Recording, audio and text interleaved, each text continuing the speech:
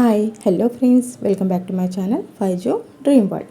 ఈరోజు అయితే నేను ఒక చిన్న రెసిపీ చాలా సింపుల్గా చేసుకునే విధంగా చూపిస్తాను. బ్రేక్ఫాస్ట్ కోసము మనము రైస్ మిగిలి ఉంటుంది కదా, అప్పుడైతే ఇలా ప్రిపేర్ చేసుకోండి. చిత్రాన్నం పులిహోర చేసేసి ఉండి ఇలా బోర్ కొట్టినప్పుడు ఇలా ఒకసారి ట్రై చేయండి, చాలా బాగుంటుంది.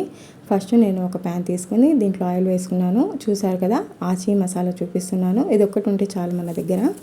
ఇప్పుడైతే ఆనియన్స్, పచ్చిమిర్చి, కరివేపాకు ఇవన్నీ కట్ చేసుకుని ఇలాగైతే వేసుకున్నాను. ఇది కొంచెం ఫ్రై చేసుకోండి.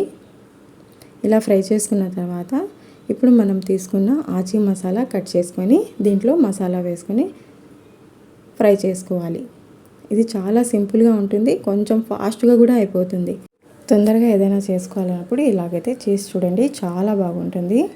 ఇప్పుడైతే ఇలా మసాలా వేసుకున్న తర్వాత బాగా కలిపేసుకొని మనం వండుకున్న రైసు లేదా మిగిలిపోయిన రైసు తీసుకొని దీంట్లో కలిపేయడమే. ఇలా వేసుకోండి, మొత్తం వేసుకొని బాగా మిక్స్ చేసుకోండి. ఇప్పుడు దీనికైతే కొంచెం సాల్ట్ ప్యాకెట్లో వస్తుంది, మనమైతే దీనికి చూసుకొని కొంచెం సాల్ట్ యాడ్ చేసుకోవాలి. ఇలాగైతే బాగా నీట్గా కలిపేసుకోండి. ఇప్పుడు నేను కొంచెం సాల్ట్ వేసుకుంటున్నాను.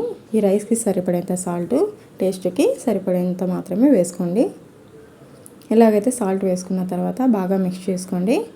ఇలాగైతే మిక్స్ చేసుకున్న తర్వాత 2 నిమిషాలు కవర్ చేసేసి ఉంచేయండి. అంతే ఫ్రెండ్స్, ఇలాగైతే ఈజీగా మనము బ్రేక్ఫాస్ట్ రెసిపీ చేసుకోవచ్చు. ఈ రెసిపీ మీకు నచ్చినట్లయితే లైక్ చేయండి.